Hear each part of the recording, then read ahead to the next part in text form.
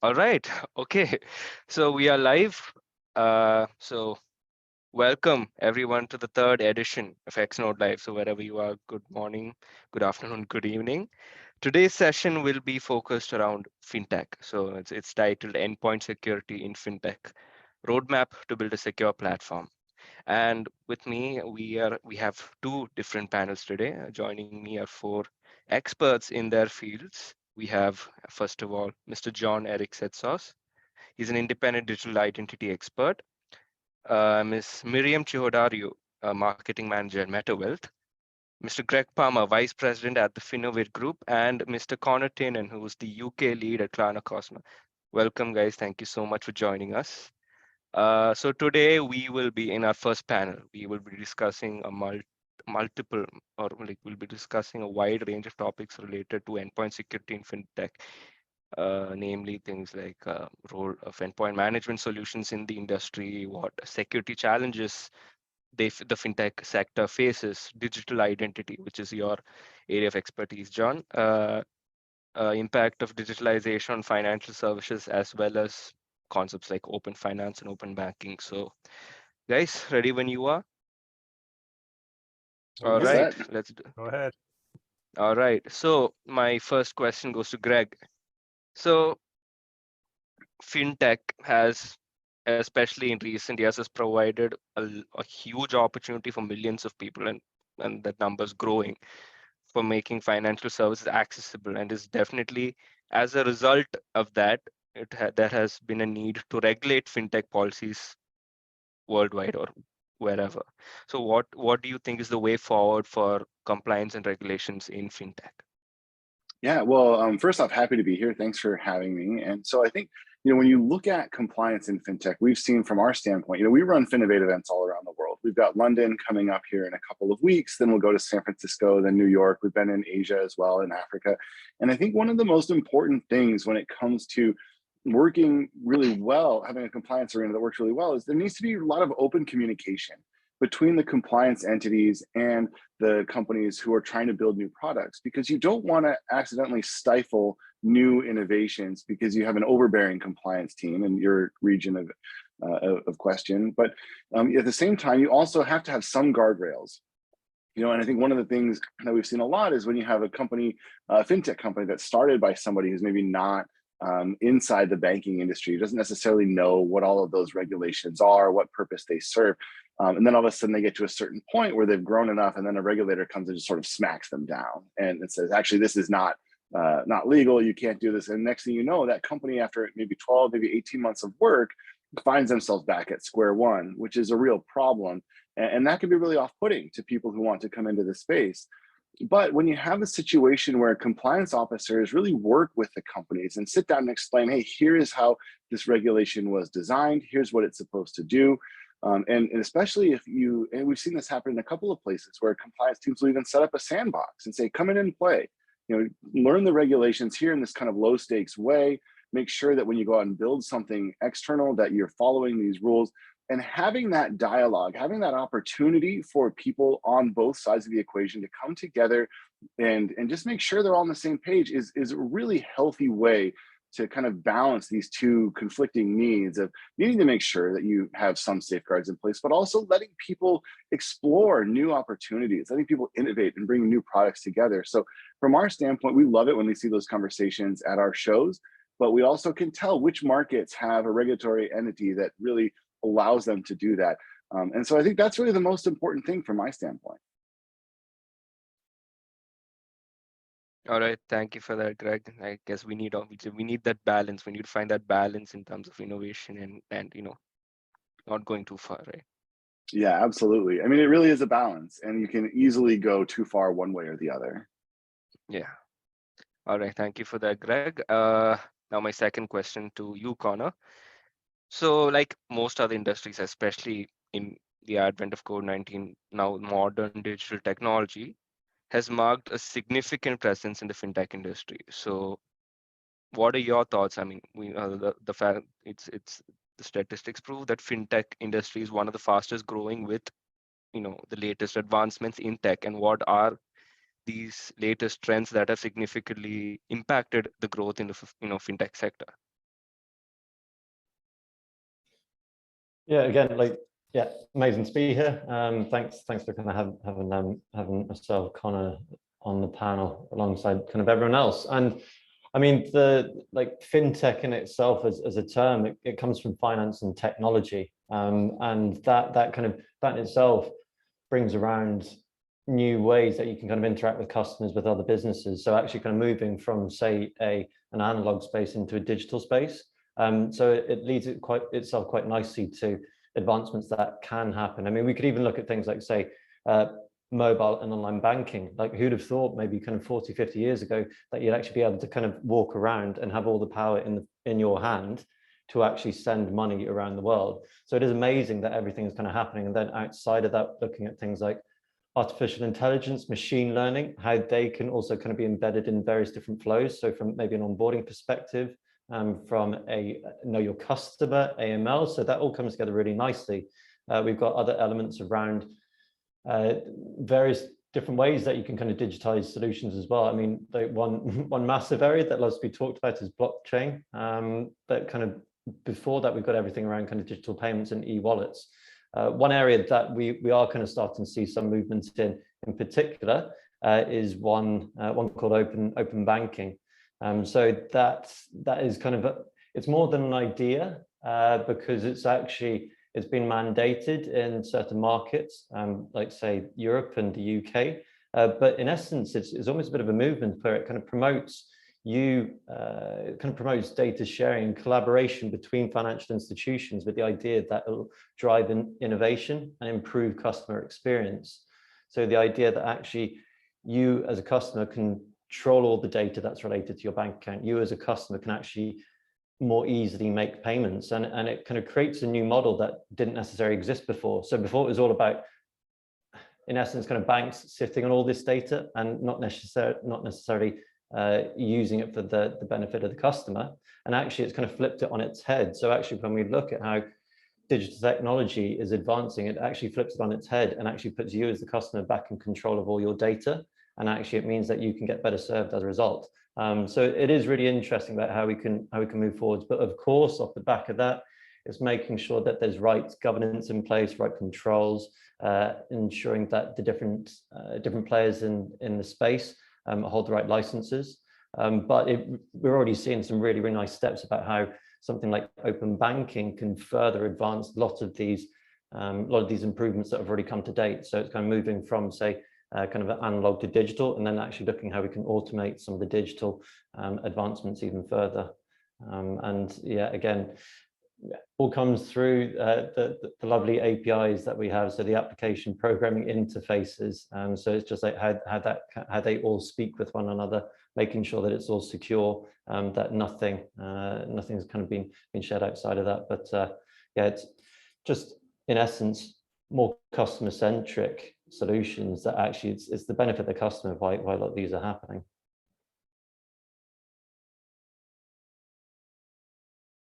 All right. Thank you, Connor. Okay, moving on to my third question to John. Now, again, a recurring topic as fintech, with the shift towards digital services, cyber attackers are targeting, financial services through like online frauds and breaches. So how is digital identity playing a key role in that, in financial security? Thank you for having me on here and being able to discuss my favorite topic, digital identity. I mean, one of the main challenges we are facing is who are you dealing with online? I mean, Peter Steiner in the New York Times 30 years ago, he said, nobody knows you're a dog. And we're still struggling with the same problem, right? Who are we doing business with? So if you're using electronic identities, it means you have a pre-verified identity. Somebody has done that job on your behalf, so you don't have to go through that process. So what does that mean? Well, doing that proof consists of two things. One, is this a real person? And two, is that person actually present, right? This is done online. So typically you would scan your identity document, do some forensics on that, maybe tilt it to show some, the metadata on it. And then you will do a self-portrait with some liveness test. You would even have to move back and forth or turn your head to show you are really there.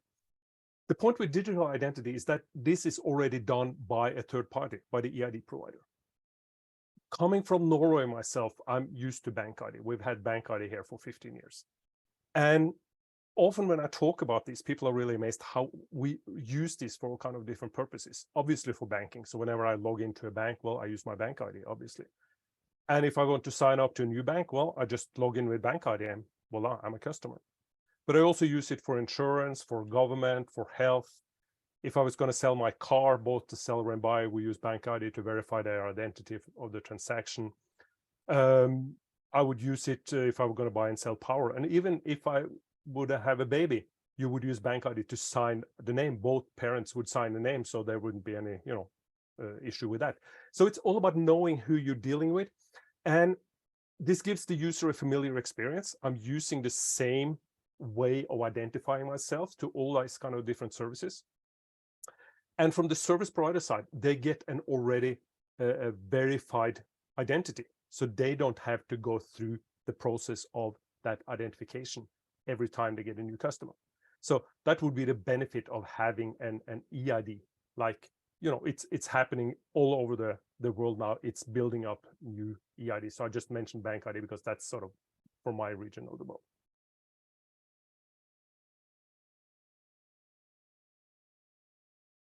All right, thank you for that, John. Now, my fourth question to you, Miriam. Well, how is cybersecurity becoming, how much of a threat, or how is it become a threat in the finance industry? So what can what can we as the laymen do as responsible citizens to help mitigate, or at least help to resolve the issue in some way? Well, first of all, thank you for having me again. The same as my colleagues, I'm super excited to be here.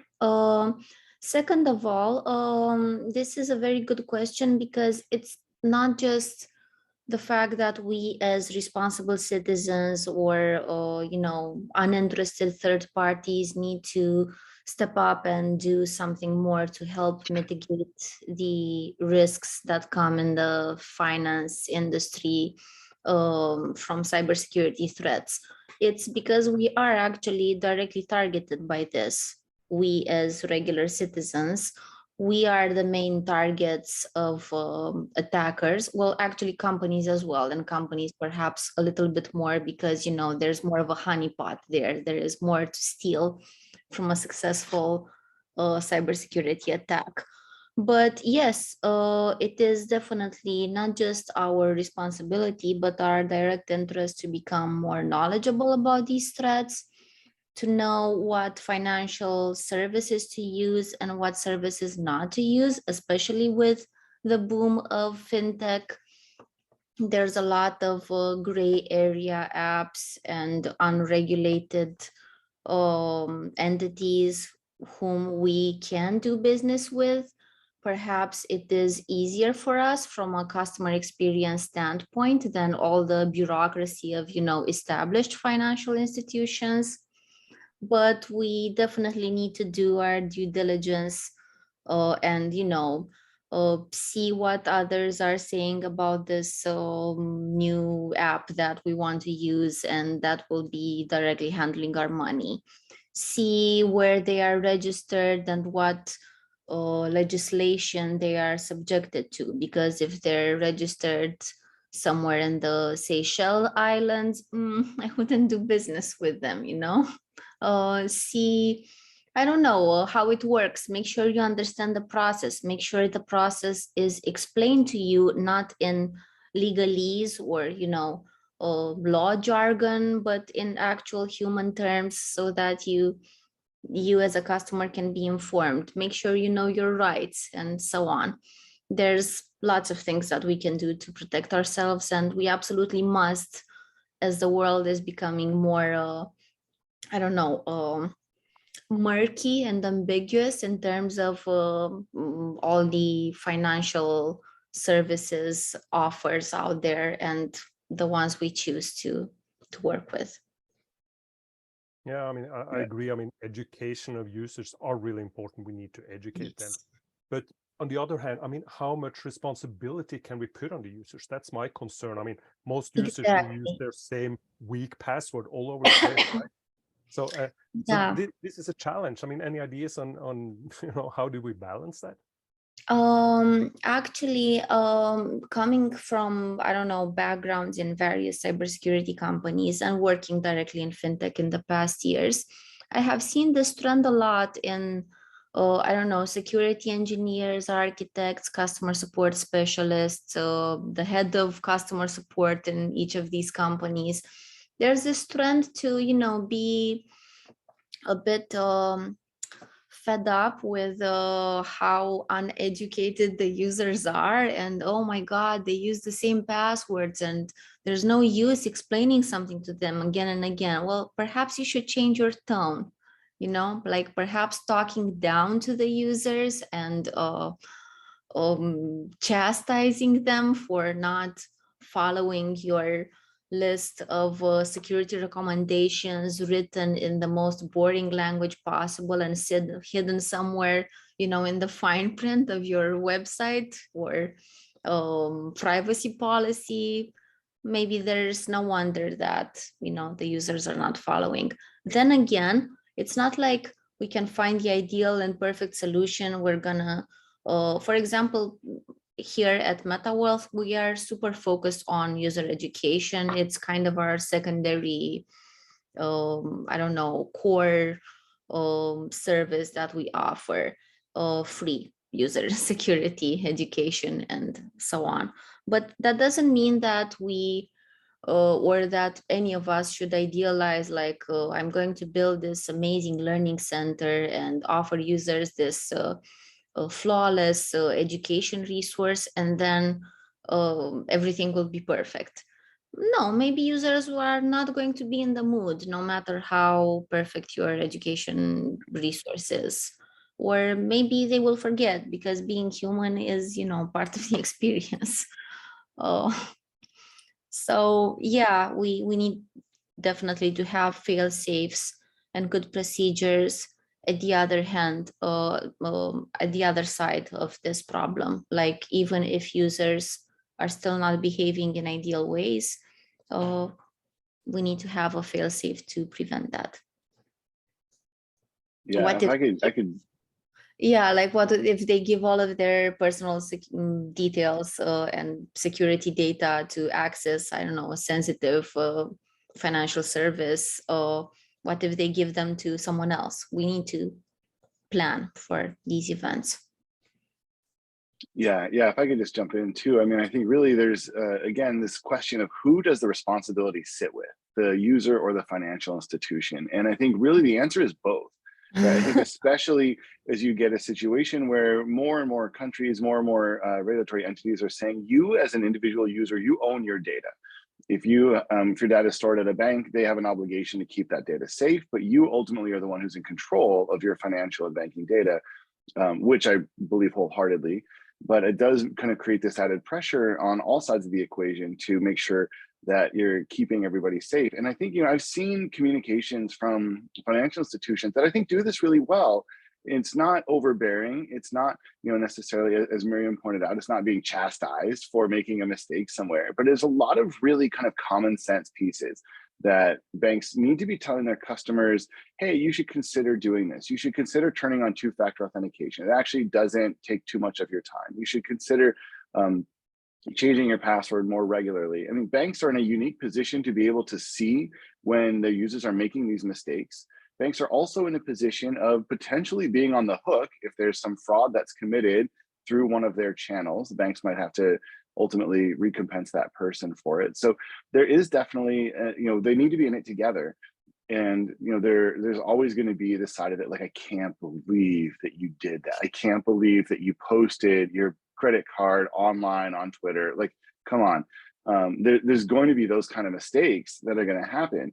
But at the end of the day, if everybody kind of from both sides adopts these really common sense types of pieces, it's just going to keep getting more and more difficult. So I think that this is one where, banks need to feel that responsibility. They need to understand, I've got these people's data. I need to take that seriously. Individual users need to feel that responsibility. It's my data. I need to protect it. I can't have somebody else coming in. And when both of those two kind of come together, that's where you can actually start to make some significant changes. One entity on their own, moving individually, is going to be really difficult. Moving with your customers, moving with your financial institutions that support you is going to be a much easier way to actually make some significant headway. No, just on that topic, I mean, there was recently a change in regulation in Norway, in the financial regulation, which puts more responsibility on the banks. So if, you know, I've been digitally with them, I took up a loan and I say, no, that wasn't me, the burden of proof is on the bank. If they cannot so prove it's really me did it, I mean, Greg, you used my bank ID for whatever reason, then the liability is on the bank side. So that's a quite significant change in the Norwegian regulation that happened last year.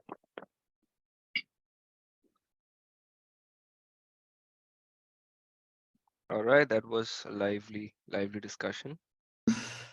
All right, I'll move on to my next question, and that's back to you, Greg, actually.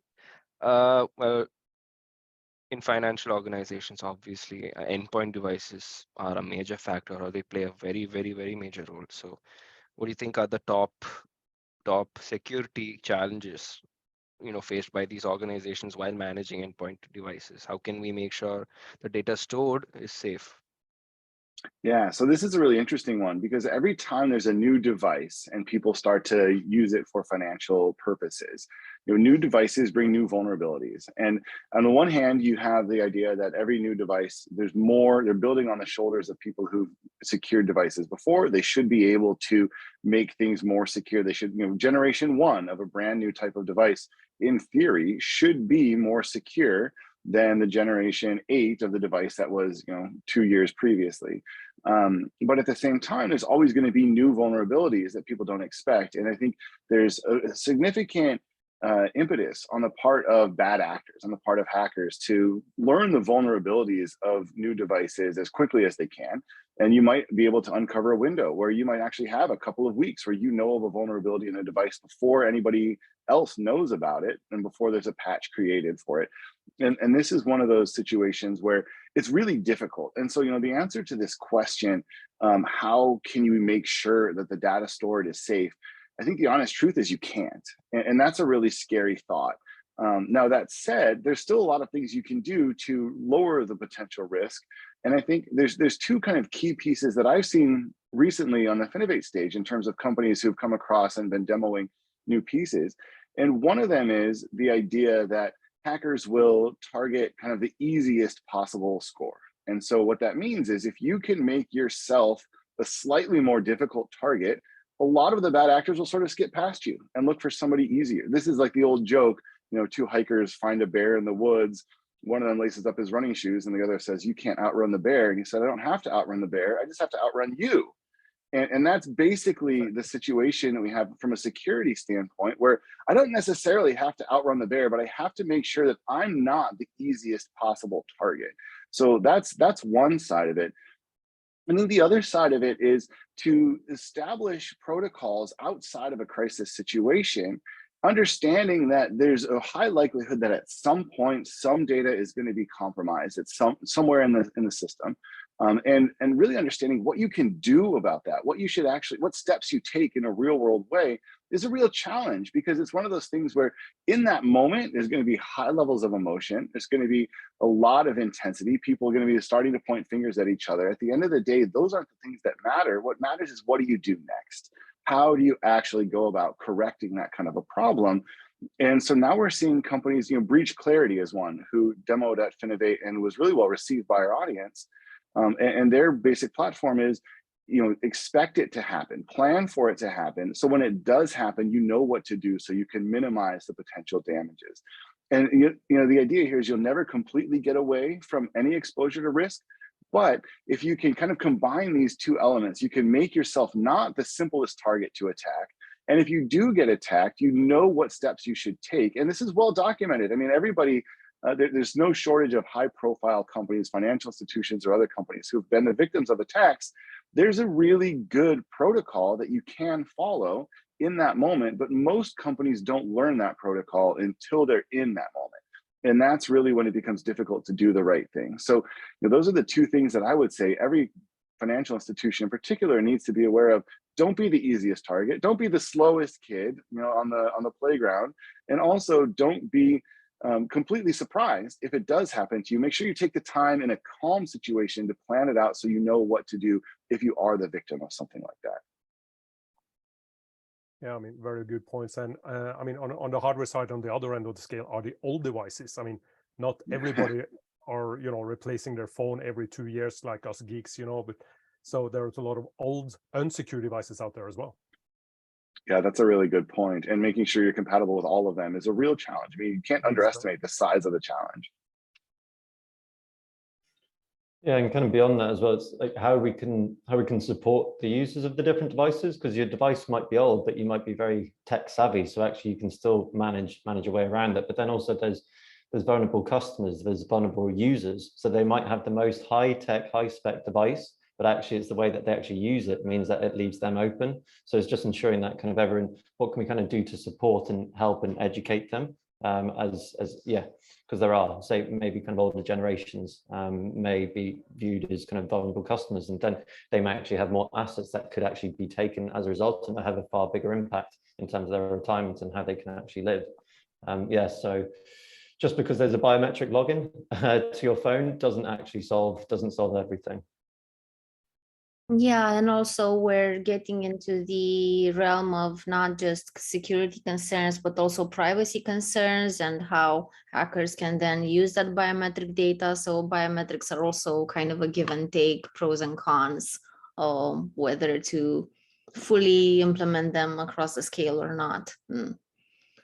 It's probably worth mentioning here as well that the vast majority of fraud cases are not a failure in technology somewhere, they're human failures somewhere. And think if you want to get somebody's bank account information, the easiest way to do it is actually to call in the call center in many cases. And there have been really high profile situations where a woman calls into a bank and says, I need to reset my account. She's got a recording of a crying baby in the background, acts really flustered. Oh my God, I can't find this information. Can you please just help me out? And there are people on the other end of the line who say, oh my God, this poor woman is having a hard time. Of course I can help you out. Let's reset your password. Let me change your email address so that you can actually get into it.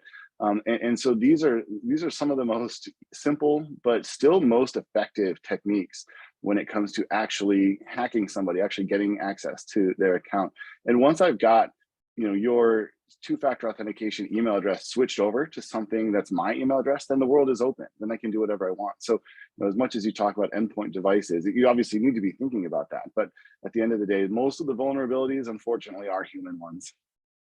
Right. Yeah, and sorry, I'll be quick. Go On the ahead. same note, we need to focus not only on educating our users, but also on training well our employees. So to prevent those sorts of scenarios, especially like CEO fraud, if you know what that is, when an attacker claims to be someone in a position of authority in the company, and sometimes they even have very sophisticated methods like deep faking a voice recording of the CEO. I mean, you can be entirely sure that spoofing their email address and so on.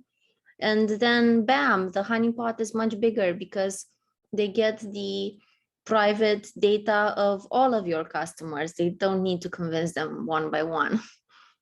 Exactly. And also we need to remember, of course, the fraudsters, they have this as their day job. They do this, they come to work, they do this fraud. I mean, different departments, they have KPIs working on this, trying to fraud people. And how can we protect us against professional fraudsters? And I mean, I have fallen for phishing attacks because some of them are really good. Fortunately, with the two-factor authentication, I wouldn't hit or anything. But, each and every one of us will walk into those because these are trained professionals operating as any different kind of organization, and they are really good. Yep. All right, guys. Another great question. I think we'll move on to the next one, and next one's for you, Connor. So we'll be moving towards things like open finance now. So again, open finance is one of the most exciting developments in fintech, right? So and to those who might not be aware, were watching. It allows customers to grant access to their data to banks as well as third-party providers, and also helps them see a more holistic view of their banking data held by different financial providers in a single window. But the problem here is, despite that, half the people are skeptical of actually they're not exactly comfortable sharing their data despite that between banks or between providers. So all this take into consideration, how do we cope with all these security risks, and how do we ensure data safety during this process? This in a large part does come down to the education of the individual, helping them understand exactly kind of what it is that open banking does and what it's going to become in the future with, say, something called open finance. So in essence, it is just when you boil down something like this as a concept, open banking is in essence just enabling the connection to a bank account. And then out of that, there'll be two purposes. One would be for the sharing of your bank data. The other would be to make a payment. And that's done through, in essence, kind of secure rails. So we were talking just a minute ago about kind of 2FA and biometrics. So more often than not, when you're logging into, say, your mobile banking app, you'd have to use your biometrics to kind of get into that.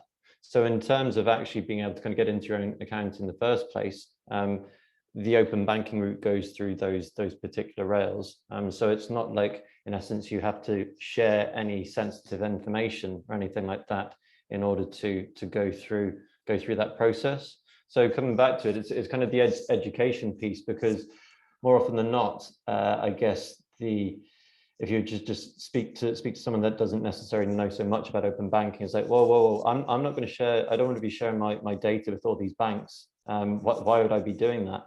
But then actually, when you look at, say, other scenarios that we've seen in the past, where, okay, look, when you make an online payment, what are you doing? You're putting in your card details and you're sharing your card details, and then actually out to the back of that, I mean, we saw in, what was it, 2018, there was an international airline, not going to name the name, international airline that actually had a data breach. And through that data breach, the hackers got access to the credit card details of something like 400,000 customers. So, I mean, that's pretty significant. Whereas actually, when you look at it through the lens of open banking, because you're not sharing such data, so actually no one would be able to make payments from your account as a result of that. So you're actually seeing kind of advancements in terms of kind of potentially reducing some of the security risks that you might see with other payment methods. And then around kind of the data safety side of things, it's just making sure that everyone's adhering to the same kind of standards, because in Europe, there's something called the Second Payment Services Directive, so PSD2, a standardized framework that all of the financial institutions, the different account providers, they present an API for regulated third-party providers. An open banking provider, Klarna Cosmo is one of them, to securely connect to these endpoints. So that's one way, through PSD2 APIs. Another way is not so secure, that's screen scraping. So actually, when you were, say, looking through the screen scraping route, then yeah, there's more ways that your data could be exposed in that particular respect. And the evolution beyond open banking, so right now it focuses on, bank accounts, payment accounts, but in the future it will move towards, say, pensions, investments, mortgages, and everything like that. But some are already trying to jump the gun and actually start connecting with, say, the pension providers and the investment providers. They're doing that by screen scraping. It's not so secure. So again, education is one piece, but actually we also need to bring forward a framework that means we can actually connect to all of these different data sources as well, in a structured and standardized way. So there needs to be some kind of form of governance. And yeah, the UK is taking some steps, but they've got a bit stuck. So they need to actually start jumping now into kind of going forwards and taking it forwards. But no, do see nice advancements in terms of actually what it means for kind of data safety, certainly around kind of open finance and open banking. So yeah, it's a nice way forwards, that without having, because you're not putting in your card details, there's no way that someone can spam your card as a result. So Right, and it's also about the user experience, because when PSD2 came out, a part of that was, of course, to do this sort of open banking. I could connect to other banks and so on, and to avoid the issue in the question, that users are reluctant. My bank, which is well, not mine, but the one I'm using, it came up with the dialogue. Hey, John, do you have accounts in other banks? Do you want to connect to them? And then I could, just click, and they had beginning just selected banks. And I could select the other bank, and it would then also show my accounts just by logging into one bank. So that was a way, to get around that sort of skepticism, because it offers a really convenient way for me to look at my accounts in different banks. And also, as to screen scraping, I was shaking my head there. I think PSD2, if I'm not mistaken, forbids screen scraping. I think that's in the PSD2 latest version. Exactly, and it was just referencing as kind of the move beyond bank accounts and payment accounts into new data points that you could say. So then kind of looking at pension investments, they're not covered by PSD2. So no, then it's like, okay, how do we connect? And then, as you're right, screen scraping isn't covered. So then it's people start. I know, yeah, it's a scary word, scary word. But again, like actually, that's an interesting point you make about the ability to connect your other bank accounts within your own banking app. Okay, if your bank is signposting it in the app, great, but then why? Like, what's the purpose? So actually, if it is for a purpose, and actually there's a benefit for you as a customer, like say if you're doing a mortgage application, it's like, oh wait, hang on, we might be able to get you better rates if you just connect your account. So then we get better insights. And then actually it just becomes natural to start doing that. Whereas actually if it's just here, connect your account and you can see all your banks in one place, it's like, okay, but why am I going to be doing that? It's like, how does that really help me? Unless it means that you can see everything in one place. So, but it's nice that it's a nice step, and it's a nice way that we're kind of moving. But yeah, it's just comes back to kind of educating consumers, and then also making sure that we got the right kind of frameworks in place from the various different regulators across jurisdictions. All right, thank you, Connor. My next question goes to John.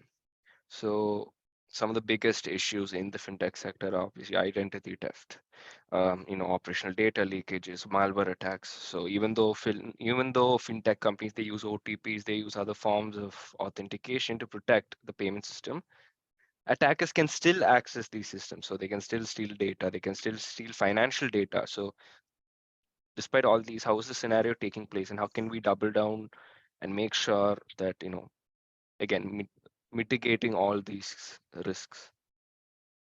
So first, the term identity theft is interesting. I mean, I had some discussion with some legal people on that. And from a legal perspective, theft is when something is taken away from me. I mean, if you steal my phone, I don't have it anymore, right? So that's a theft. In that context, the identity theft is not really a theft, because I still have it, but somebody else is also using it. So I've started using the term identity infringement. Somebody is imposing on me and using my identity. And that will also be easier towards the legal system, that somebody has infringed on my identity. Well, then you have a legal thing to follow. While theft saying, well, don't you have your identity anymore? Yeah, but somebody else. So for the term, I think identity infringement is a lot better term on that. And then we're back to, how do we bind a physical individual to the digital identity? That's all what's it about, right? So Greg or Connor or Miriam cannot use my digital identity. How do we do that binding? We touched on biometrics, and remember, biometrics on the phones are a convenience feature. It's not really, I mean, it's not biometric in the sense that it proves my identity. It's biometric to unlock the phone. So it's a really nice convenience feature, so you don't have to enter the PIN and so on. The challenge with, if you're going to do real biometrics, you need to have the data on the server side. And that's a privacy risk by having all this privacy data on the server side, and people are reluctant to do that, of course. So in general, you should try to avoid having that type of data. Fortunately, there is some ongoing work on biometrics now, on cryptography, if you've heard of homomorphic encryption, which allows you to create a hash of a biometric, which is challenging because my biometrics is different every time, but you can actually create a hash and then only have the hash on that side. So I think that's one interesting thing that's happening. then also I want to see, I mean, my vision for the future is what I call dynamic biometrics. So basically my device knows that this is in my possession based on a number of different factors. You're not basing this just on one factor, but you're using multiple factors, like my face, my voice, how I'm moving. And, you know, I say, if Greg steals my phone and he runs away with it, my phone is going to say, run. John Eric never runs, so that can't be him, right? So, you know, it's going to use all these different factors. It's going to disconnect from my watch. It's going to be in an unknown location. So that, you know, that's what I like to see, that we could come to a position where, you know, the device knows if it's somebody else's possession, and then, you know, says, hey, this is not John Eric, or then triggers extra security measures. But we are not there on the homomorphic encryption on the server-side biometric yet, and we are not there on the device. I know, I mean, I've been involved in a pre-project where we tested that, and it actually did work. The problem was that the battery life went down to 1 hour for the phone, and, you know, that's not good. And iOS has the problem of running this in the background that you cannot. And there was a project by one of the big vendors on this, but then it's suddenly silenced. So I don't know what's happening, but that's what I like to see to reduce the issue of identity infringement. I appreciate the vote of confidence that I'm going to start running as well. I feel like my phone would also say, no, this can't be Greg either. Okay, well, it's Connor or Miriam now. Miriam is going to run without all our phones.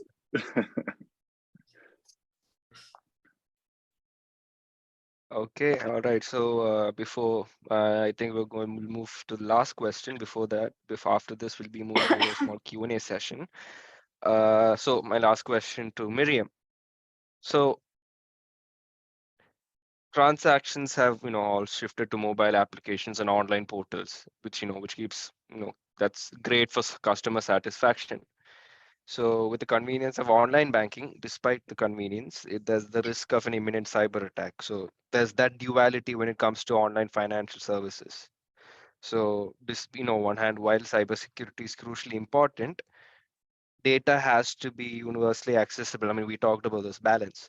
So how can we strike that balance between digitalization and security? It is a balance where every involved party, the service provider, the customers, the people who do the regulations, they all have to meet in the middle, as Greg was saying earlier.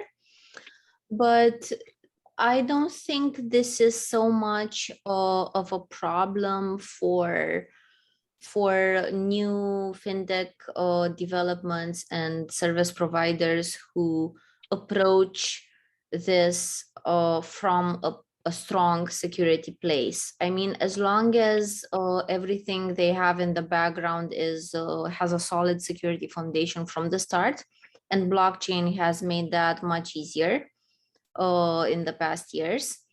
And as long as they ask for, I don't know, a good KYC, the know your customer procedure in the beginning, then they don't need to encumber their customers every time for extra security measures. You know, as long as you provided all the documents and proved your identity, then it should be easier for you to log in and use the service afterwards, if that makes sense. I mean, due to the new anti-money laundering regulations, we do need to know who we're working with, but that can only is sufficient to only do it once, not to ask, you know, for biometrics and the PIN and I don't know, an SMS code every time for every transaction possible. It's enough to just do it in the beginning. Yeah, and I think we also need to look at the risk-based approach. It's about the value of the transaction. If I was going to transfer 10 euros to you, Miriam, you know, do it, don't bother me. It's But if I fine. was going to send, yeah, but if I was going to send, you know, 10,000 euros to Connor, there, I would expect some more checks, right? As a human being, you would, Okay. if the value is higher, you would expect that, okay, please double check this with me. Do I really want to transfer that money to him? And I said, no, I don't think so. I think one other really interesting piece here is this line, it needs to be universally accessible. The data needs to be universally accessible and readily available. And I think we're seeing now a lot of companies who are saying, actually, I don't want to access the data. I don't want to see it. Maybe I have a platform that will use it, but I don't actually need to take it out of an anonymized format in order to do that. For a couple of years there, all the companies that I would see were trying to collect as much data as possible. They wanted to try and have it, because data is oil, right? Like the idea that the more data you have, the more robust your solution can be. Now we're starting to see companies who are now thinking to themselves, actually, how much data do I actually have to have?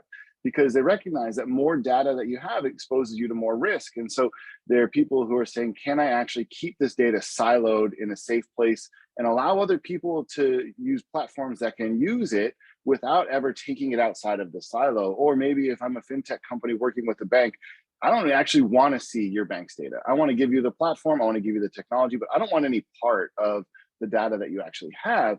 And this is, I think, a really interesting inflection point right now as people are trying to figure out, how much data do I need? What am I doing with it? How much risk do I want to bite off by trying to store it? I actually heard somebody for the first time in, I think, 2019 in our networking space ask the question, yeah, but do you think I have to hold that data if I do that? Actually expressing a little bit of hesitancy to embark on a new initiative because they're worried that would mean they would have to hold a lot of data.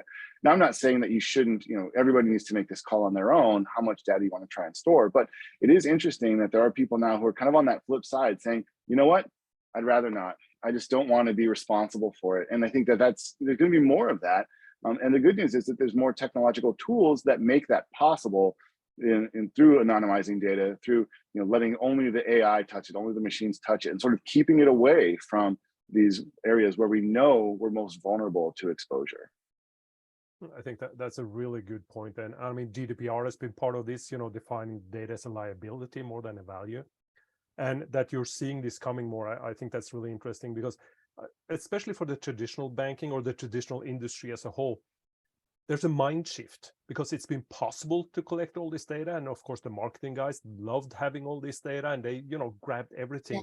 But they're seeing that it's becoming more a liability and more a risk collecting it, and looking at ways of, as you said, anonymize it, or, make it not as accessible, and asking your question, do I really need to collect all this data?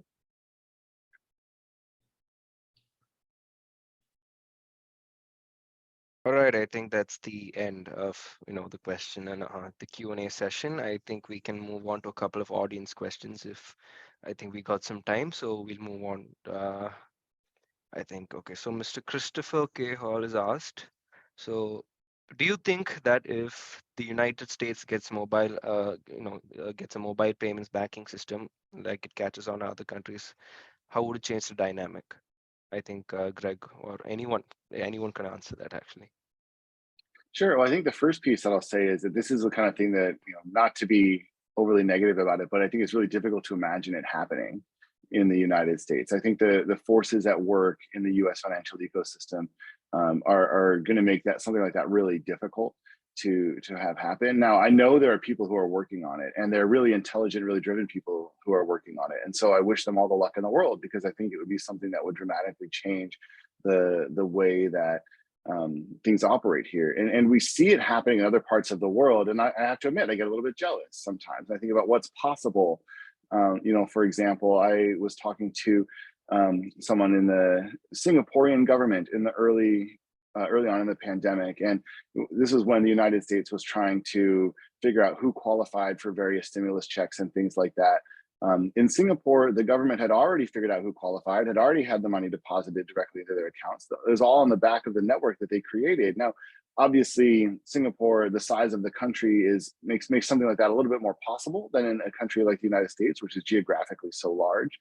But it does create this idea that, this is possible. You can do this. And so I think for me, that's the piece that, ultimately, the way that it happens in the US is not because consumers want it.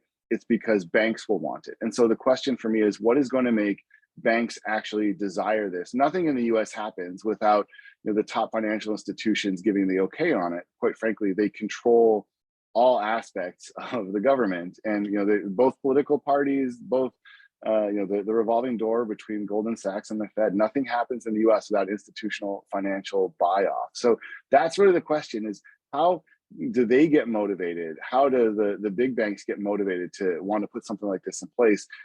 And again, I'm honestly not sure that I see that happening in the near future, to the detriment, I think, of a lot of the banking customers here. Yeah, no, I think I see the same thing. The way I see it is that the US is very competitive, and the climate, I mean, sitting in Europe and looking at the US, the climate for cooperation is not so good. And if you're going to make something like this happen, well, you need to get the banks together, sit around the table, agree on this is what we're going to do, and this is how we're going to do it. And I agree with you, it's difficult to see what would make that happen.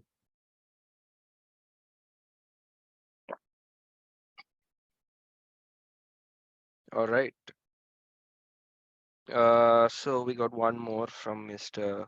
Chris Piley. So he's asked if open banking has introduced any new standards for for security and governance which would benefit fintech.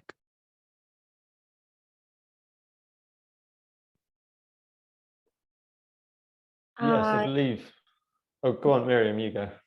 No, I was only going to speak if no one else was going to take this. So you don't have to fess up about that. You can kick it off, Miriam. You go.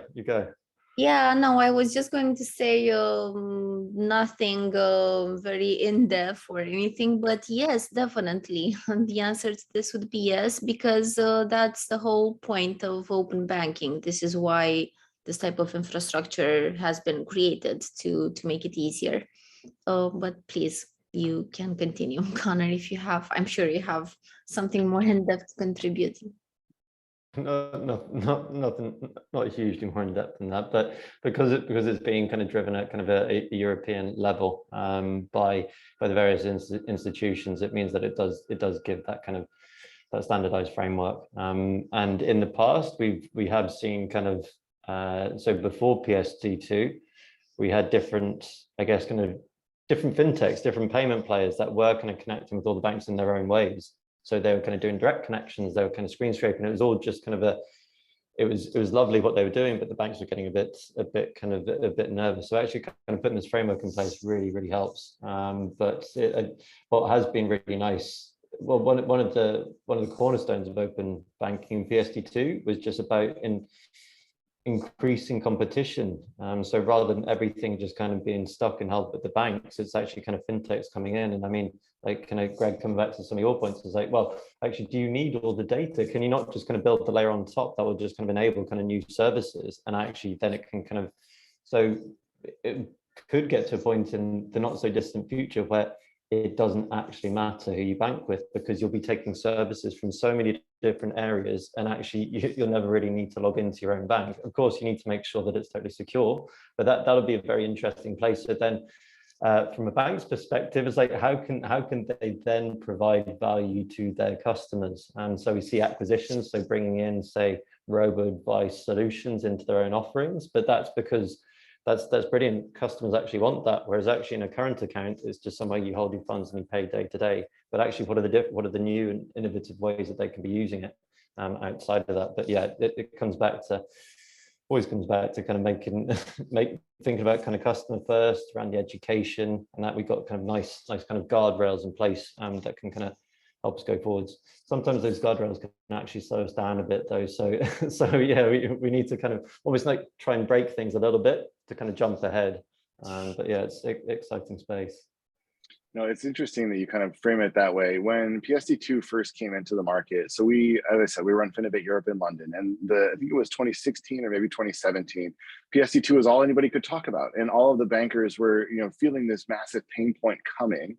And people were saying, oh my God, I can't believe we now have to deal with this. This is going to be such a time and it's going to take so much time, so much money to make this compliant. And they kind of were dragged through kicking and screaming, really. And of course, there were no shortage of fintech companies who were on the other side saying, hey, I can help you with this. Anytime there's a problem, there's going to be a tech solution who's going to come up and say, we can do this. But now, several years on from that point, I look at what's happening in the European marketplace, and there are things which are only possible now because of PSD2, and there are areas in which European fintech has now outpaced American fintech because there are places where certain things are just, because it's a requirement, you don't have the choice to do it. It's sort of coded into the platform now. And so I think the European fintech community is starting to see a lot of the benefits that come from that. And I think this is, again, one of the situations where you have to have a long-term vision for it, because there will be some pain points in the short term. And I think there will be some kicking and screaming in the short term anytime you try and do something like this, but ultimately the benefits make that worthwhile. And so I hope that it's seen ultimately as an example for the rest of the world that this is something actually that you can get past this hurdle. You can, get through this painful moment and end up someplace that's actually better off than where you started. I sometimes make a comparison to back in the mid 80s. I was making email systems. I was a programmer back then, and I don't know if anybody remembers the old email system with the different address formats, the different character sets, the different attachments formats, and trying to send emails between all the system was a nightmare. You might be able to get some text too, but it might be garbled. Nobody thinks about that anymore, right? It just works. Doesn't matter what kind of system you have, it all works. We are in that stage now with open banking with fintech, right? Where, it doesn't really work everything together. We're struggling to make it happen.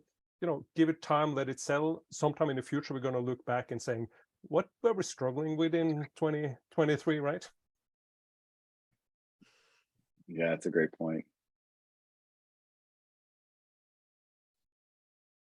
All right, guys. Unfortunately, we're gonna have to wrap up this panel. We kind of reached the end of our time limit. So before we go, I'd like to thank all of you, John, Miriam, Connor, Greg. Thank you so much for joining us. Thank you for educating the audience out there, and thank you for answering our questions. It's been a pleasure moderating you, and just thank you. Thanks for having me on air. A pleasure. Take care. All right. It's a pleasure. Thank you. So long. Bye-bye. Take care.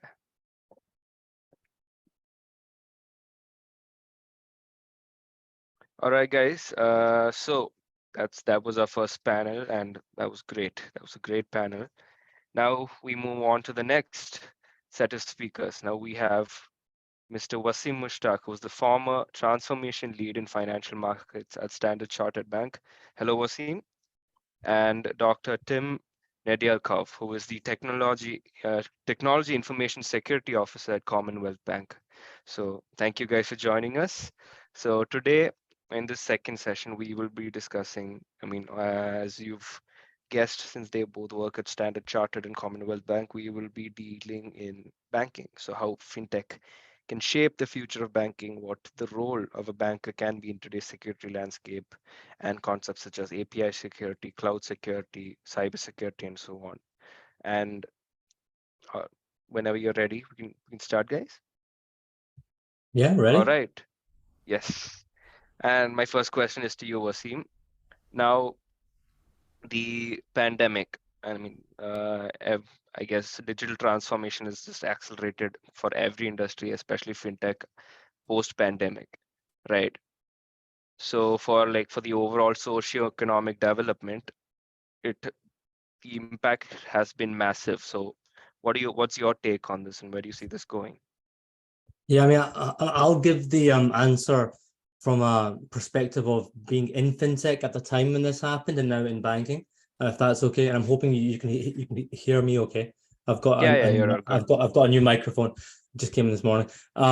Okay, so it's a large topic, and I would say the following. First of all, when obviously we're all now out of that period, but as soon as that happened, institutions had to understand how to leverage the current available technology to continue providing services to clients, whether it was B2B or B2C.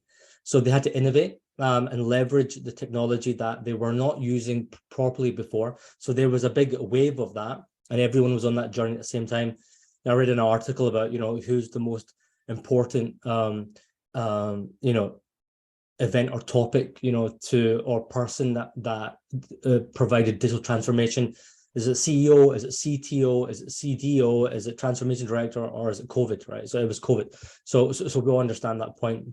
When that happened, a lot of companies didn't really understand their business models, and it was very much reactive. And they didn't understand, like, if the money was coming in or money was going out, because this is when I was at a fintech also as well, a lot for SME lenders.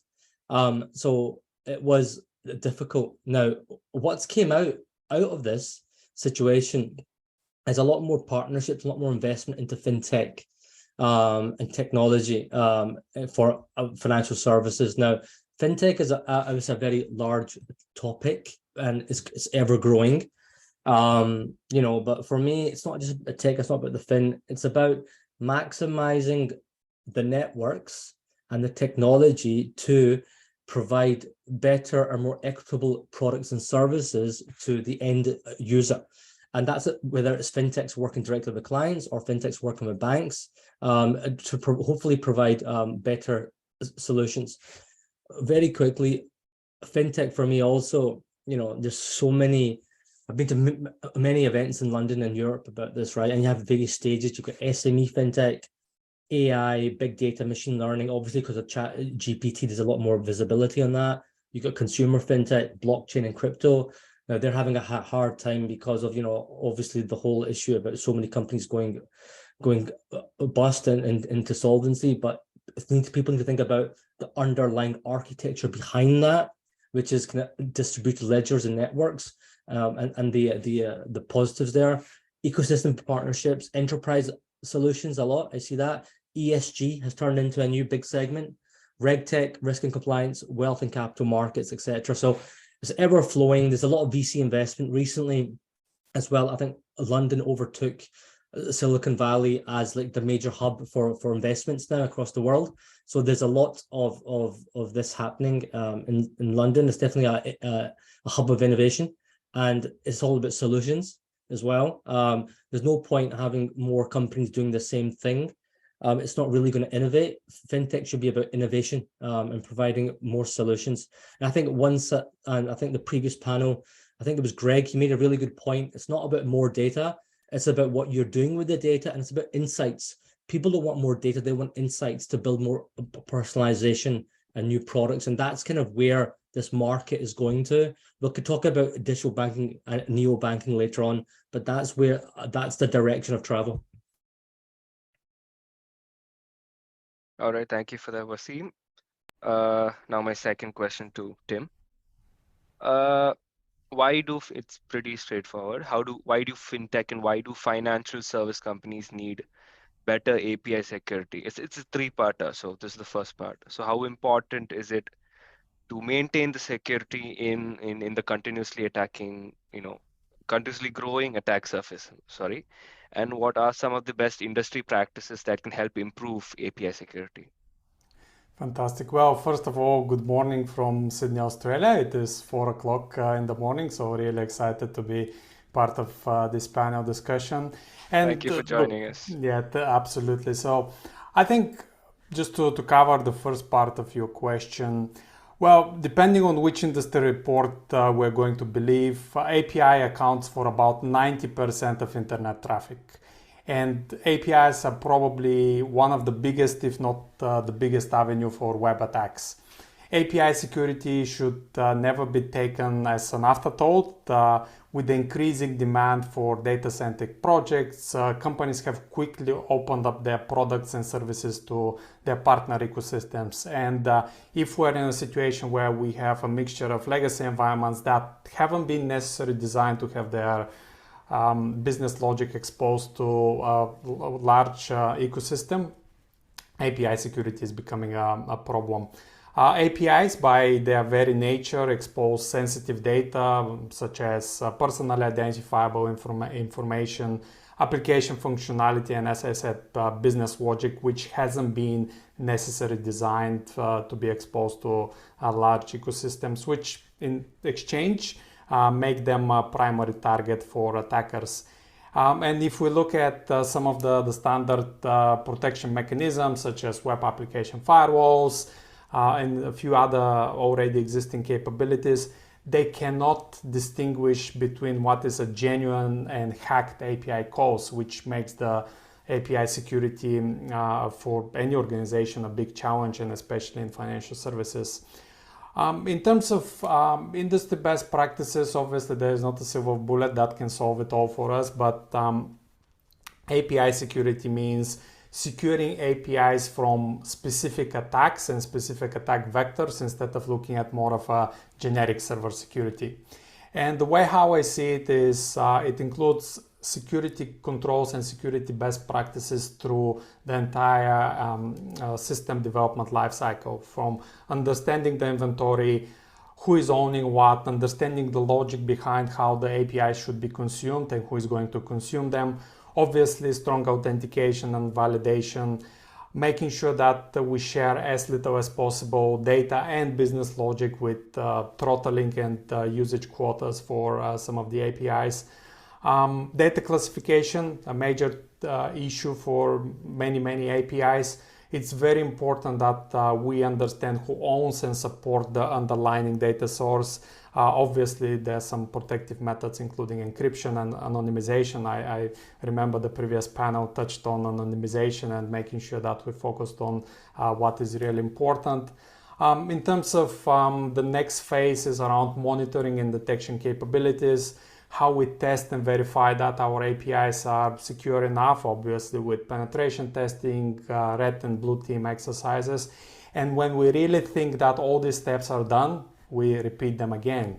And it really ensures that continuous improvement is maintained and we have effective and efficient API security. So I guess this is pretty much how I see it with API security. All right. Thank you, Tim.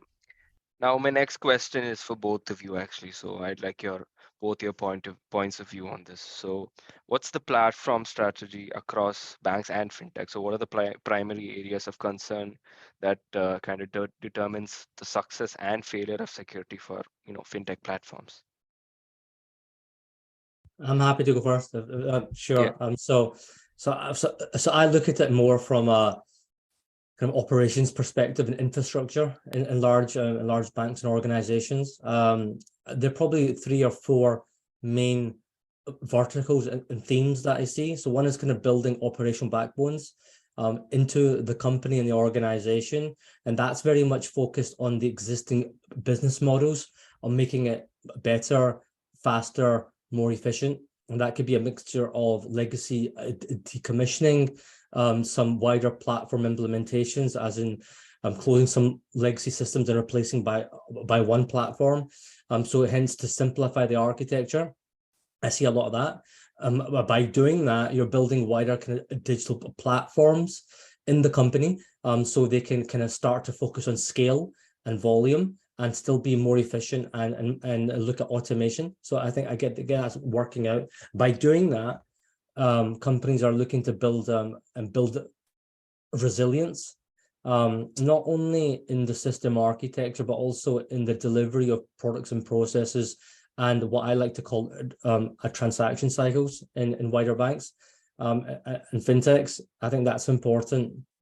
And what we're seeing here is that a lot of the systems that I've been supporting in terms of their deployment in organizations, we look into componentized banking modules, and these are essentially engines where you can utilize it to deliver certain things in banks. It's not really a new idea. Like back in the day in the 80s, 90s, when gaming and game kind of programming was focused, you only had like 8 bits, of data. So like the programmers had to be smart into how you use data that you can reuse for other things in various loops and formats, but that's now happening at a much wider scale.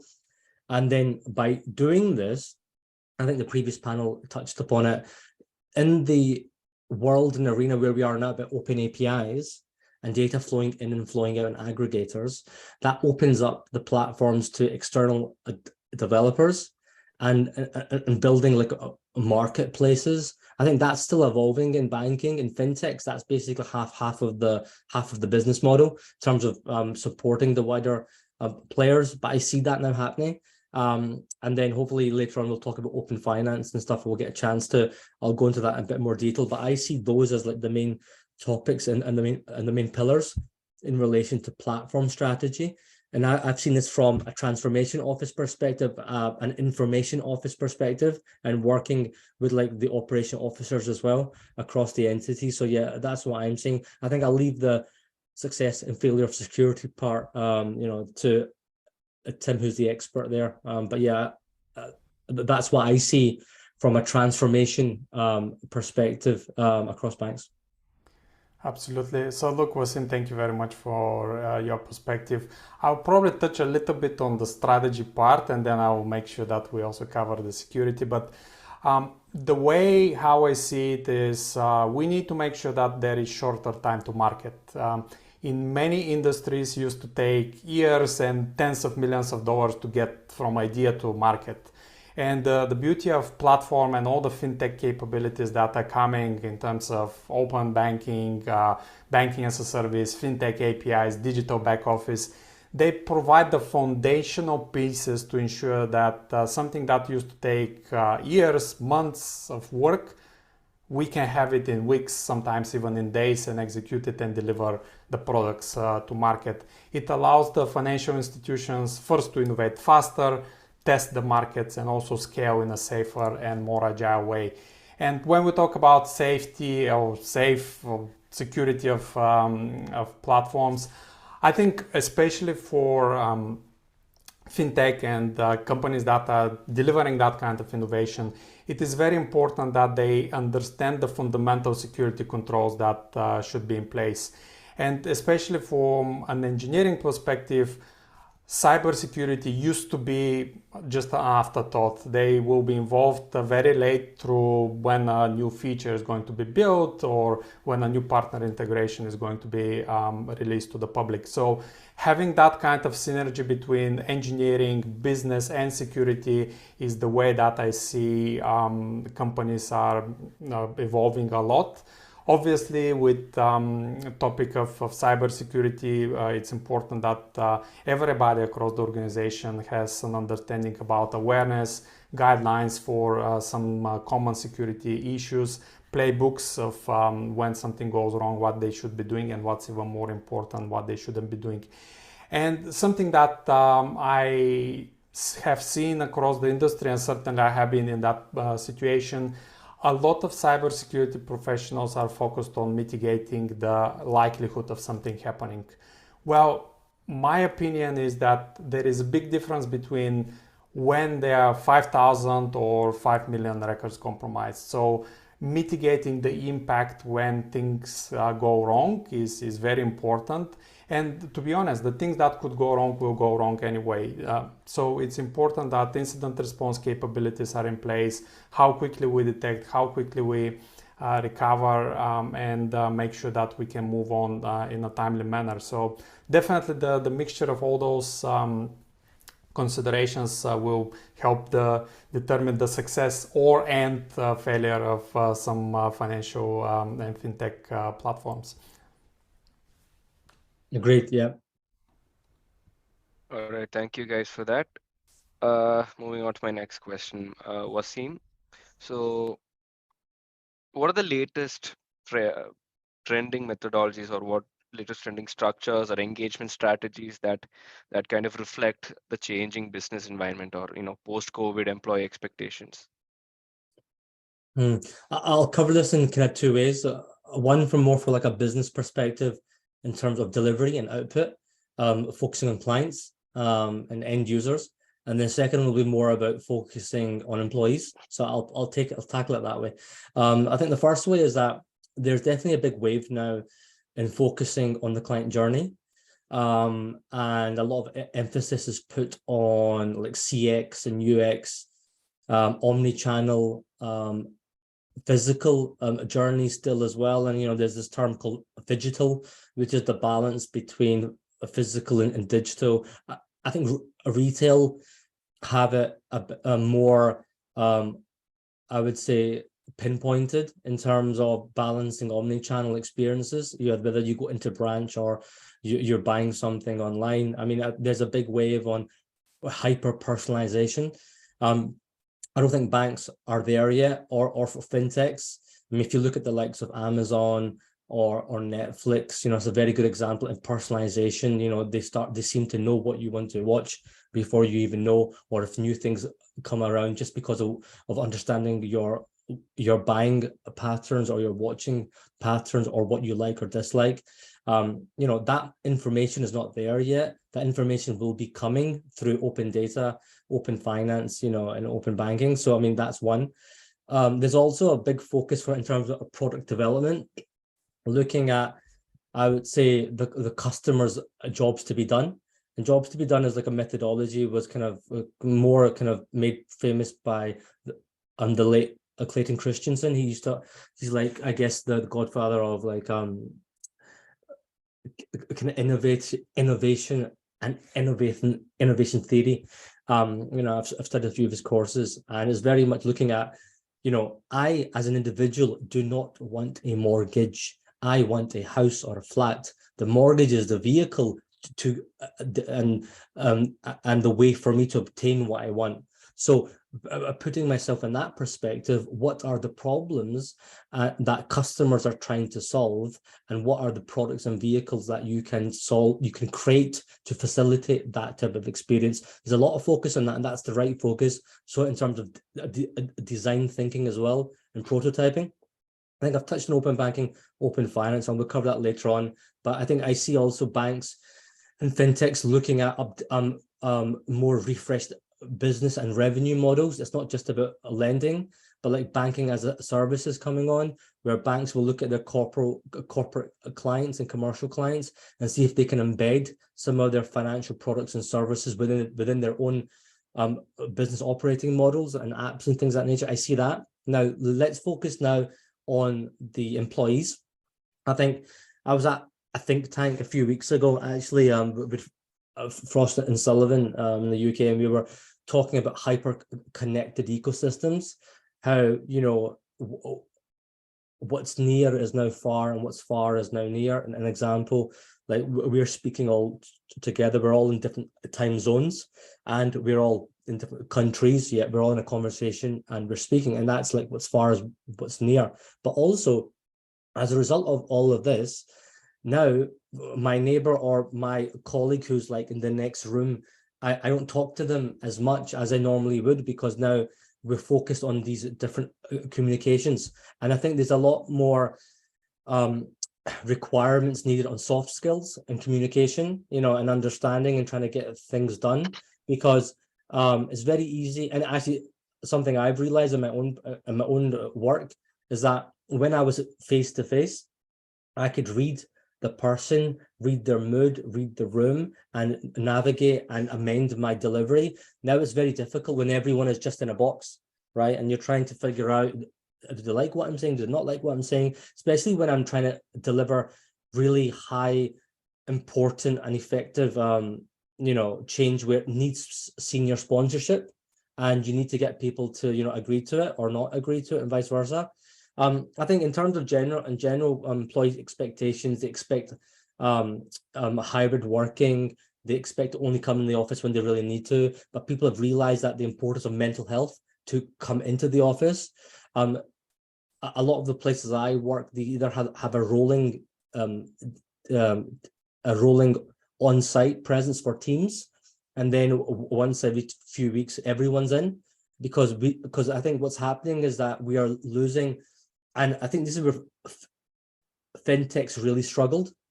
The whole premise and benefit of fintechs is that you're small, you're agile, you make quick decisions, and you get things done faster. When everything moved to like online, they lost that agility, and they struggled. And you know, and so there's a lot of going back into the office and trying to find that balance now. So I would say I think that's a methodology and a structure and engagement that we're trying to see. I'm also seeing it in branches. For example, in banking, a lot of banks are closing branches because it's just not a popular channel to service a customer. But we need to think about, not every customer is digital in nature. You know, they're not digital savvy. So whilst there's a lot of movements to upskill and even train customers to be more digital savvy, there's a lot of other customers, like vulnerable customers, people that just don't have the skill set, the elderly that may not be savvy or may not want to, and actually want that human interaction. So there's a balance of play here in financial services. Quite interesting where it will go. Yeah, but I think that's kind of, I would say in the UK anyway, in Europe, that's a good snapshot.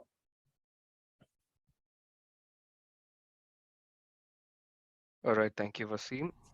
My next question to Tim. So, what are the latest fintech innovations when when the security aspect in fintech is considered? So, how do we assure data security for the consumer trust? For like after these latest innovations, how do we ensure data security for consumer trust, and how crucial is data protection in the fintech industry?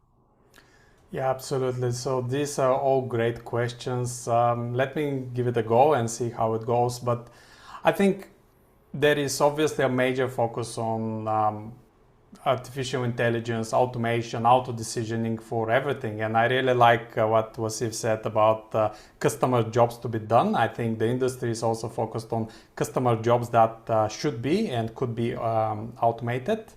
So I think in financial services and fintech, data is fundamental, not only from confidentiality, integrity, and availability perspective, but also from accuracy and time to make decisions. Therefore, securing the data sources and, what is even more important, the data collection mechanisms are key aspects to success of any fintech innovation. In terms of specific pieces of innovation, I can think of two.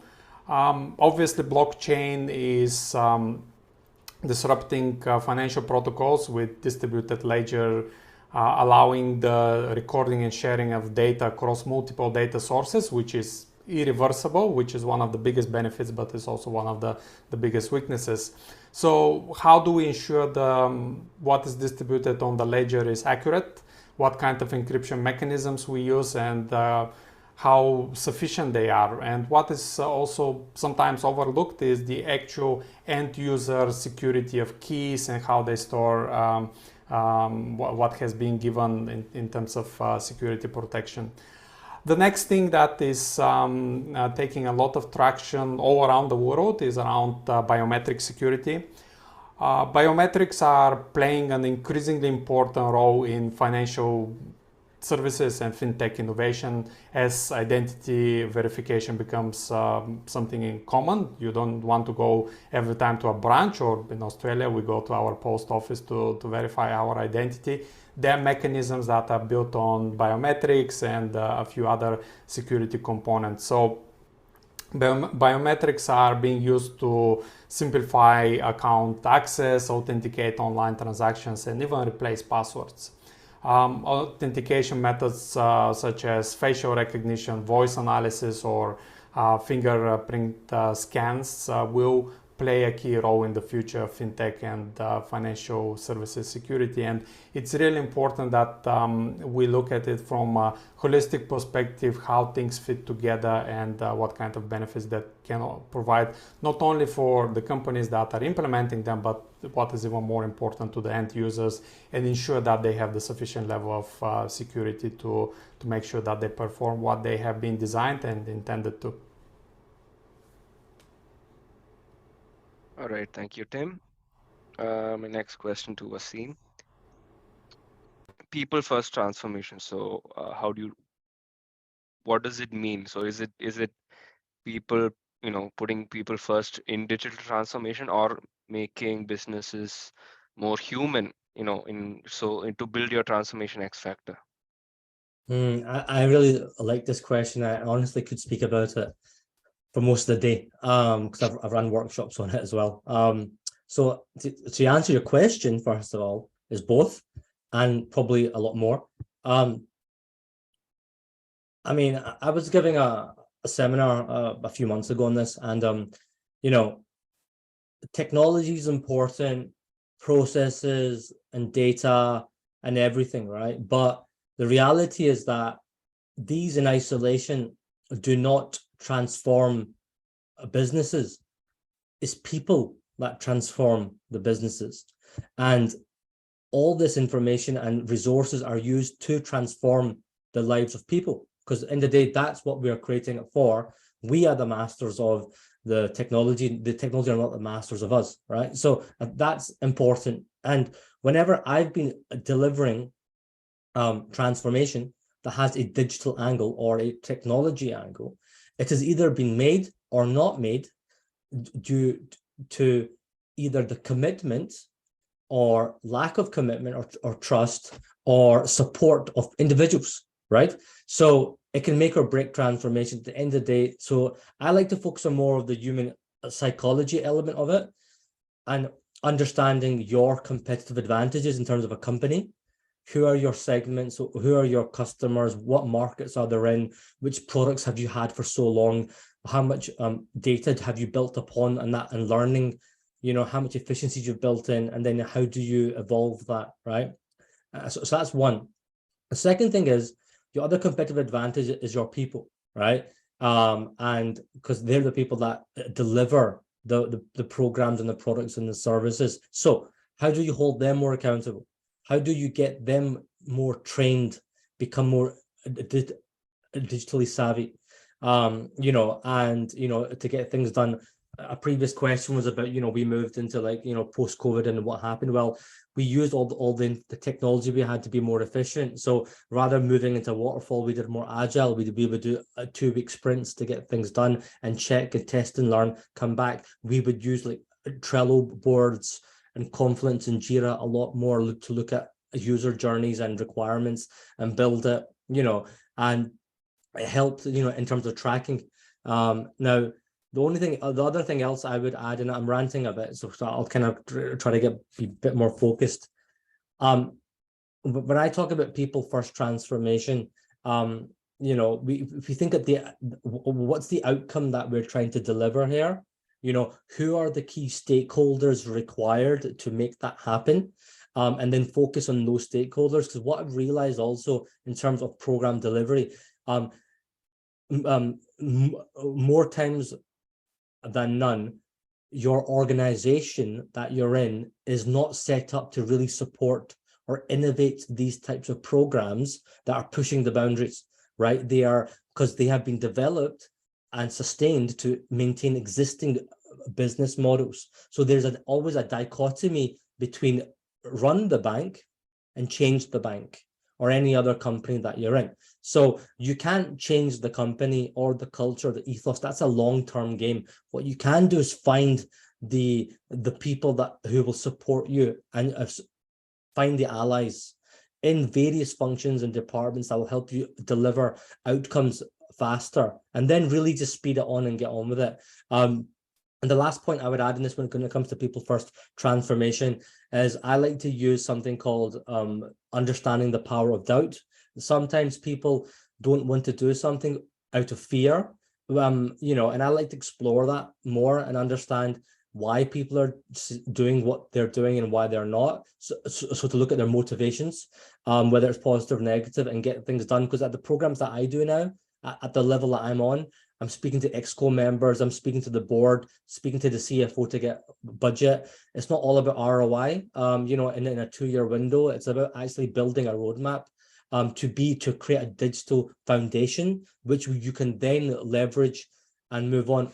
An example, the banks that really worked on open banking APIs are the ones that are going to be in the best position to really deliver open finance solutions for customers. So, the opportunities are larger when you look at a longer horizon and not just in silos. So hopefully that answers your topic. But like I said, it's a very big topic and I kind of get in a rabbit hole sometimes, but it's all about the people and not just the technology. Oh no, that was perfect.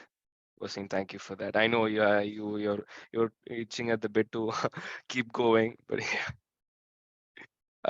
yeah. My next question to Tim.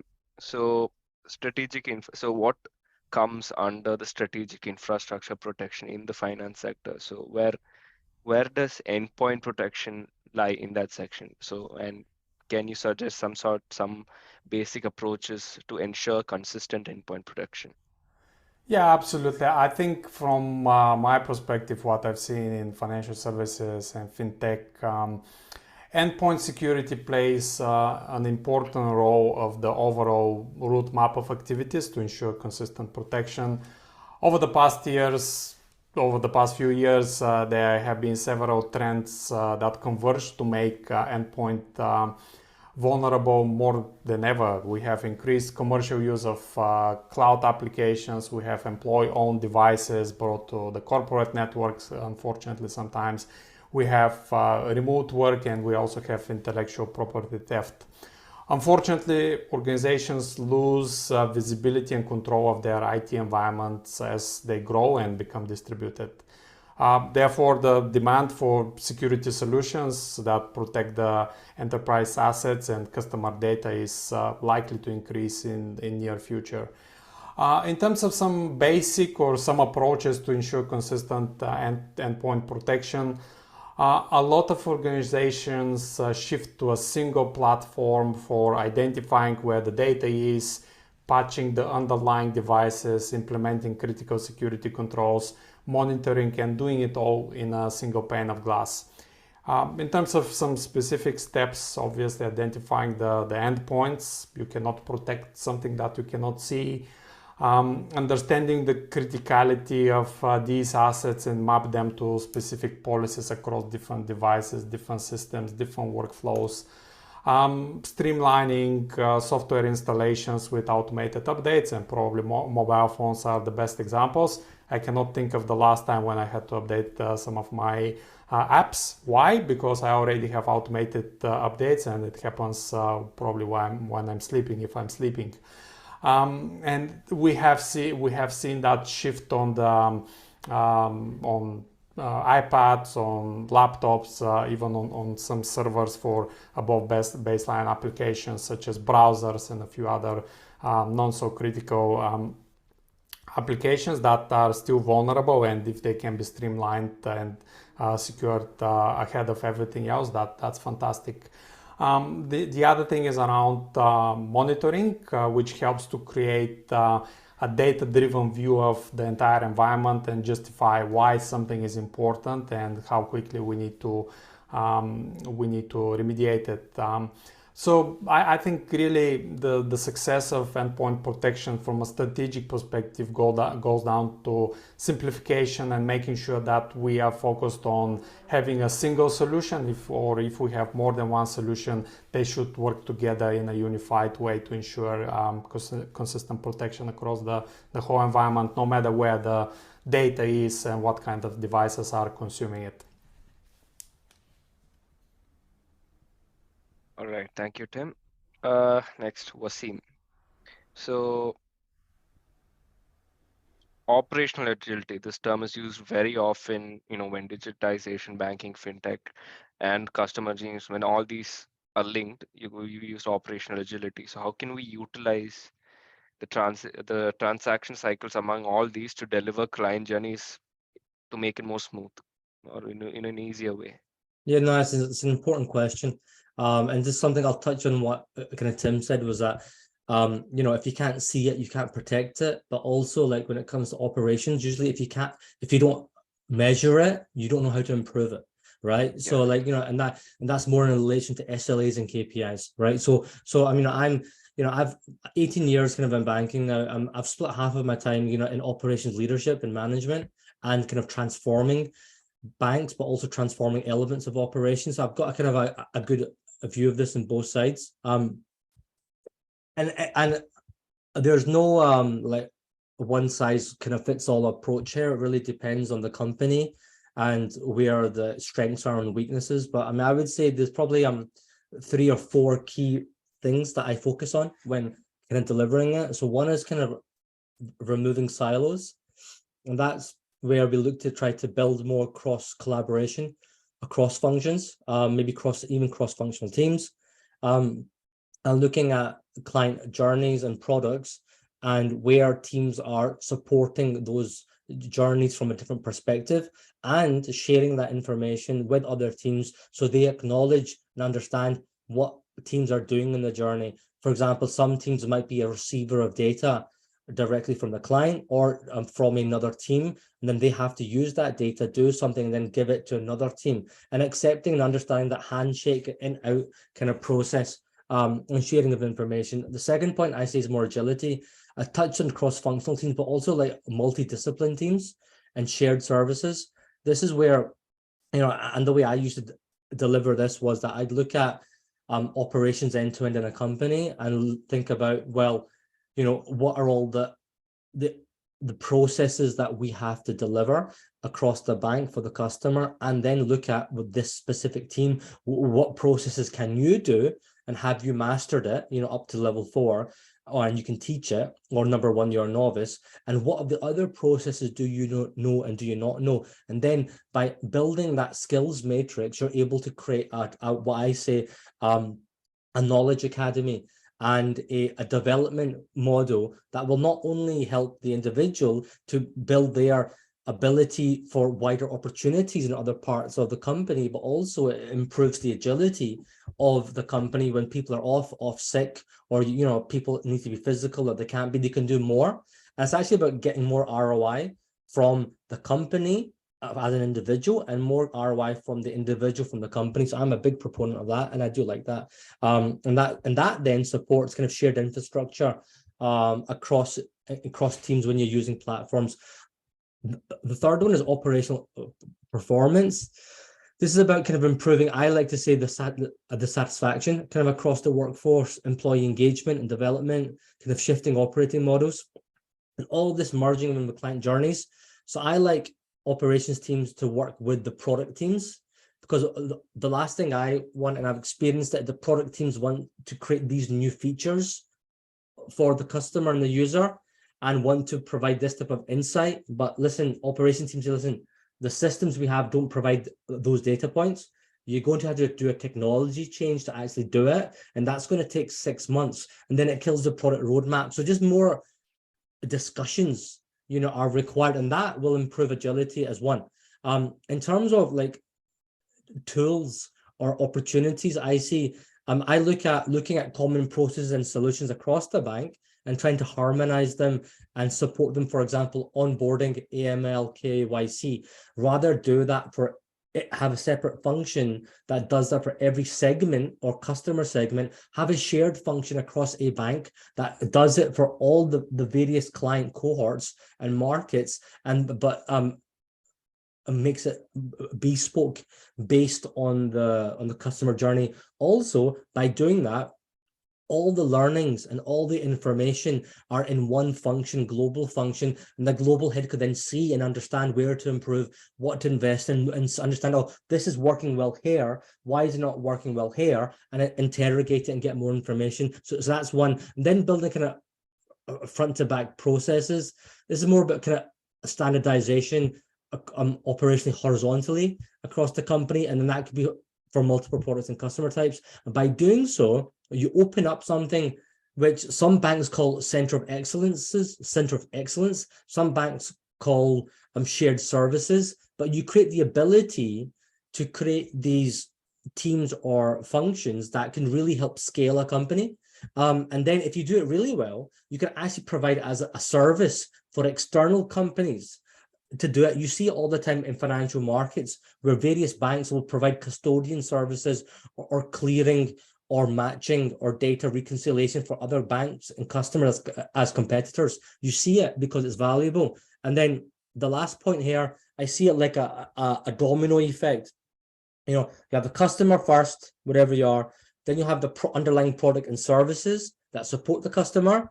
Underneath them, you have processes which support the products and services and transaction cycles. Now, underneath that, you'll have operational teams. So it's about lining them all up. So it's quite clear. Everyone knows the journey front to back, not only internally for the company, but also externally for the customer. Last point, it's not just the relationship managers that speak to the customers and need to speak to customers. Customers speak usually to nearly 50-60%, if not more, of teams in banks or in fintechs.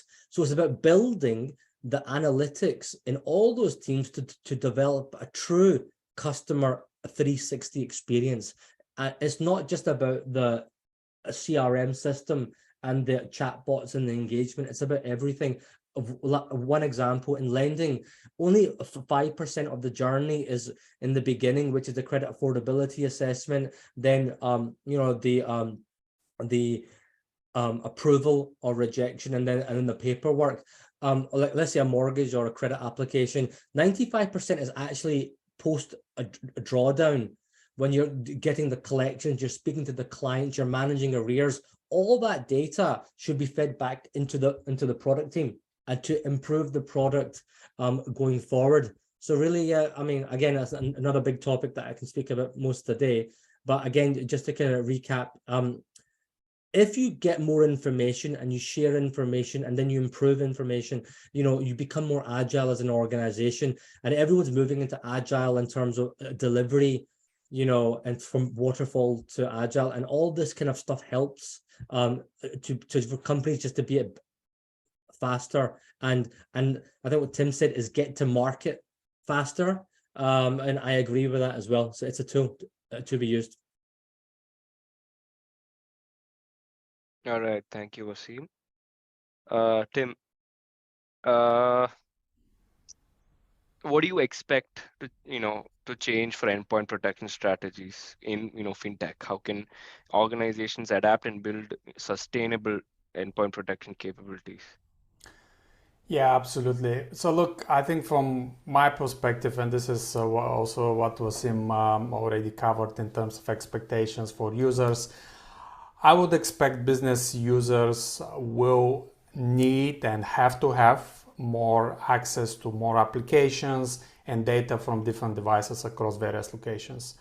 So I would expect to see a lot more focused around the context of using data and how data is consumed. So it shouldn't make a big difference if all the security check marks are completed, why users cannot access a specific feature on their iPad or mobile phone or something else. That is important. The second thing is I would expect a lot faster decision-making process in terms of recommendations on solving some common security issues, such as missing patches, misconfiguration, how we solve on some common signs of compromise, how we tackle some unusual activities, and so on. In terms of how organizations can adopt some sustainable endpoint protection capabilities, well, the first and foremost, it starts with people. You can have the best piece of technology, but you still need smart and capable people who know how to operate that piece of technology. Depending on which report we're going to believe, there could be up to 5 million unfulfilled cybersecurity positions in the next 3 to 4 years. And we cannot fulfill 5 million positions overnight. It's important that we invest in our people, give them the necessary resources, upskill them, and make sure that they build the capabilities that we need. The second thing is around processes. We need to make sure that we are looking at security as early as possible in terms of what is important and why is important. We need to focus on building on meeting some specific business objectives instead of putting technology and then trying to find a solution that is going to fit. The next thing is around simplifying and unifying all different sources of how we secure our whole ecosystem, how we can unify them, how we can utilize them. Over the past few years, companies globally matured a lot in terms of providing different capabilities from single products with single agents and so on. The next thing is around collaboration with our end users, with our business partners. It will really help to develop a customer-centric approach to security, which is important. We can have the best security, but if we are compromising on features and availability and functionality for our end users, that means security is probably wrong. So it's important that we have this holistic customer-centric approach to security. And lastly, we need to think at scale. Protective capabilities should be able to scale up and also scale down at pace. And I guess this is what will ultimately contribute to business success, which at the end of the day pays all the bills.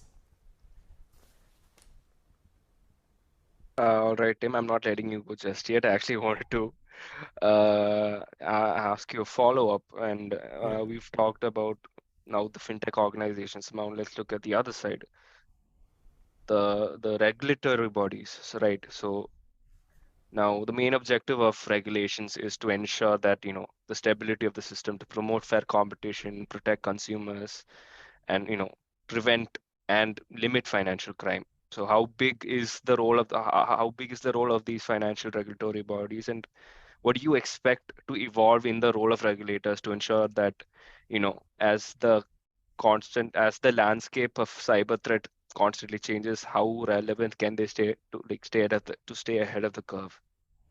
Yeah, that's a fantastic question. Well, in the past, regulators used to be very reactive on something. A new piece of innovation comes available, and then they need another 5 years to figure out what kind of innovation, what kind of regulations they will put around. That is not the case anymore. Regulators globally matured significantly over the past few years, and they are a lot more open in terms of getting input to their specific policies, frameworks, and guidelines. Which is great, but it also puts a lot more pressure on institutions to deliver on the new requirements. What I would expect to see is a lot greater focus on understanding the whole data ownership piece, the usage and the lifecycle management of data, how we collect it, how we maintain it, and how we destroy it, and how we verify that it has been properly maintained throughout the whole lifecycle. We don't want to be in situations where a piece of data is exposed to the environment that is not secure, or some services that haven't been properly vetted. So that is one piece. The other piece is I would expect a lot higher penalties when data sources and or applications are compromised in fintech, in financial services, in pretty much every regulated industry, because as I said, data is fundamental, and we need to make sure that we protect it and maintain it in a proper way. I also would expect a lot more collaboration, and I've seen it across public-private sector, for example, with sharing data and also providing threat intelligence. I know in the UK there are quite a lot of examples where government agencies are actually helping with public DNS and a few other pieces of technology to some small organizations to ensure that they have the relevant threat protection or visibility of what is impacting them. And I also would expect, and this is certainly what I've seen in Australia, regulators will put a lot more effort in understanding the whole supply chain from security perspective and also from resilience perspective. And I'm not talking about only big tech such as Microsoft and Oracle, but I'm also talking about the whole supply chain. Who has access to what is the single point of failure, how we mitigate it, and what is going to be our plan B if something goes wrong or when it goes wrong. So I think definitely regulators are a lot more upfront, and we'll see a lot more expectations from them. And obviously as regulated entities and also fintech companies will need to focus a lot more in terms of meeting the requirements. All right, thank you, Tim. Wasim, I think this is something we've been looking forward to discussing. So to all the viewers out there, to the viewers who don't really know this concept, could you explain what open banking and what open finance opportunities are? Could you elaborate the process of the journey ahead, as well as the opportunities in financial services with respect to open banking? Yeah, sure. It's a kind of topic that's quite close to my heart, actually. I see it's probably the next 5 years of innovation will be predominantly this will lead the groundwork in the format. So I'll talk about from a UK perspective, but then we can leverage a bit out. Open banking is essentially it's actually a set of standards for open APIs. How kind of systems talk to one another, and it's to regulate the process of sharing data between banks, bank customers, and also third-party providers. Now, these standards are enforced by UK law in terms of the UK. Information could be like account data, transactions, payment history.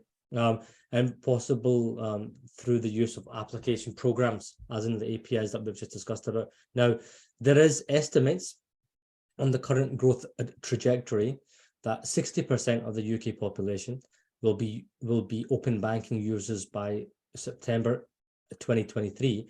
At the moment, though, it's only around 6.5 million users, which is around 14%. So for us, it's been quite a slow growth, and it's year 5 now. Recently, the Competition Market Authority said that the implementation phase has now been completed by the CMA 9, which is the main 9 banks in the UK, and now we're moving into the open finance phase. Now, so just to confirm again, open banking was, I think about what banking was maybe 10 years ago, 20 years ago, it was closed.